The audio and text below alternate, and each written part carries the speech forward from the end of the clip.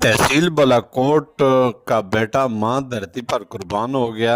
Union council गनूल Jammu नक्का के रिहायशी और पाकिस्तान आर्मी के बहादुर सपूत SSG कमांडो आर मुगल ने कौम के दफा की राह में अपनी जान का नजराना पेश करते हुए शहादत का आला मकाम हासिल कर लिया। कमांडो आर मुगल कोयटा में एक अहम मिशन के दौरान दुश्मन के खिलाफ बहादुरी से लड़ते हुए शहीद हुए। इस मिशन में 16 से ज्यादा मुल्क दुश्मन अनासर दहशतगर्द मारे गए। कमांडो आर मुगल शहीद की कुर्बानी मुल्क के लिए, हर शहरी के लिए एक यादगार मिसाल है और ये साबित करती है कि हमारी फौज के जवान अपनी जानों की परवाह किए बगैर मुल्क के तहफ़्फ़ुज़ के लिए दिन रात मसरूफ़ अमल हैं।